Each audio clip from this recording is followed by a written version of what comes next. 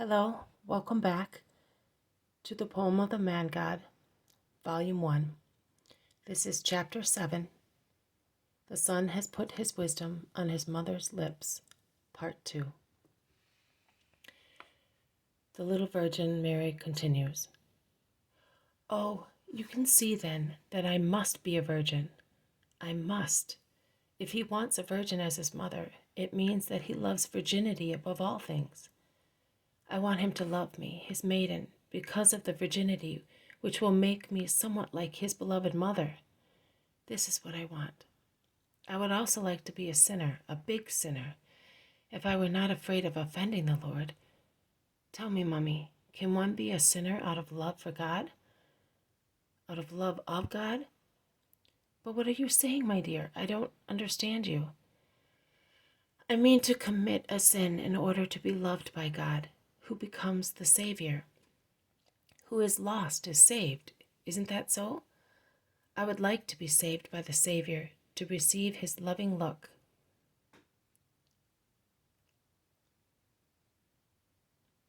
That is why I would like to sin, but not to commit a sin that would disgust him.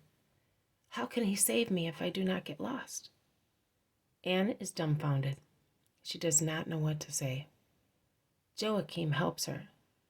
He has approached them walking noiselessly on the grass, behind the low hedge of vine shoots. He has saved you beforehand, because he knows that you love him and you want to love him only.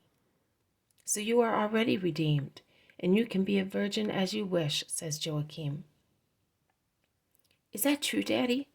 Mary embraces his knees and looks at him with her clear blue eyes, so like her father's, and so happy because of this hope she gets from her father.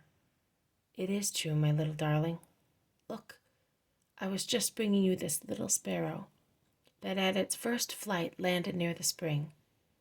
I could have left it there, but its weak wings did not have enough strength to fly off again, and its tiny legs could not hold it onto the slippery moss stones.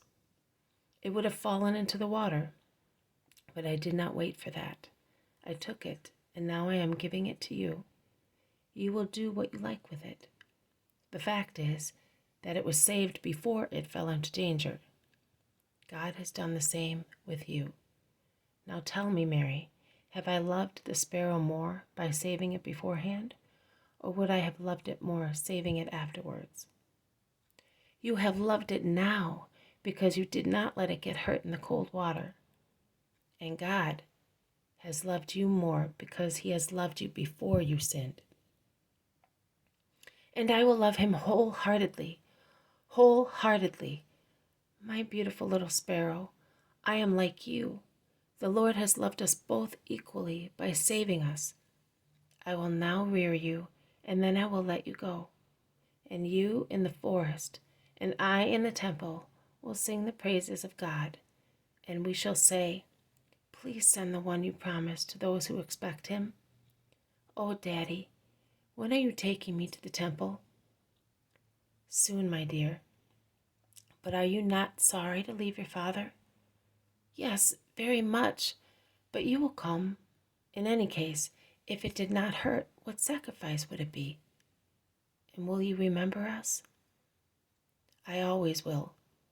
After the prayer for the Emmanuel, I will pray for you, that God may give you joy and a long life, until the day he becomes the Savior. Then I will ask him to take you to the celestial Jerusalem. The vision ends with Mary tightly clasped in her father's arms. Jesus says, I can already hear the comments of the doctors with captious objections. How can a little girl not yet 3 years old speak thus? It is an exaggeration. And they do not consider that they make a monster of me by ascribing adults' actions to my own childhood. Intelligence is not given to everybody in the same way and at the same time. The Church has fixed the age of reason at 6 years of age, because that is the age when even a backward child can tell good from evil, at least in basically important matters. But there are children who long before that age are capable of discerning and understanding and wanting with sufficiently developed discretion. Little Imelda Lambertini, Rosa da Viterbo, Nellie Organ, Nenolina may give you confirmation. Oh, difficult doctors, to believe that my mother was able to think and speak like that. I have quoted 4 names at random amongst the thousands of holy children who populate my paradise.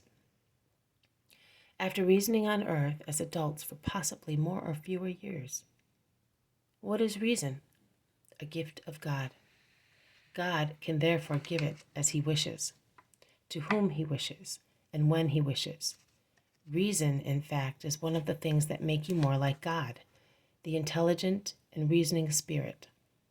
Reason and intelligence were graces given by God to man in the earthly paradise. How full of life they were when grace was alive, still intact and active in the spirit of the first 2 parents. In the book of Jesus, Ben Sirach, it is stated, "All wisdom is from the Lord, and it is his own forever." What wisdom, therefore, would men have had they remained children of God?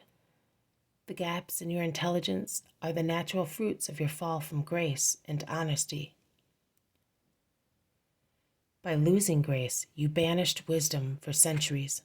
As a meteor which is hidden behind masses of clouds, wisdom no longer reached you with its bright flashes, but through mist which your prevarications have rendered thicker and thicker. Then Christ came, and he restored grace, the supreme gift of the love of God. But do you know how to keep this gem clear and pure? No, you do not. When you do not crush it with your individual will in sinning, you soil it with your continuous minor faults, your weaknesses, your attachment to vice. Such attempts, even if they are not a proper marriage with the septiform vice, are a weakening of the light of grace and of its activity. And then, to weaken the magnificent light of intelligence that God had given the first parents, you have centuries and centuries of corruption, which exert a harmful influence on the body and on the mind. But Mary was not only the pure, the new Eve created for the joy of God. She was the super Eve, the masterpiece of the Most High. She was the full of grace, the mother of the Word in the mind of God. Jesus Ben Sirach says, "Source of wisdom is the Word." Will the Son therefore not have put his wisdom on his mother's lips? If the mouth of a prophet was purified with embers, because he had to repeat to men the words that the Word, the wisdom, entrusted to him, will love not have cleansed and exalted the speech of his infant spouse, who was to bear the Word, so that she would no longer speak as a little girl, and then as a woman, but only and always as a celestial creature melted in the great light and wisdom of God? The miracle is not in the superior intelligence shown by Mary in her childhood, as afterwards it was by me. The miracle is in containing the infinite intelligence that dwelt there within suitable bounds, so that crowds should not be startled and satanic attention should not be awakened. I will talk again on this subject, which is part of the remembrance which saints have of God. This has been a reading from The Poem of the Man God, Volume 1, Chapter 7, The Son Has Put His Wisdom on His Mother's Lips, Part 2. Thank you for listening. I'll see you tomorrow. May peace be with you.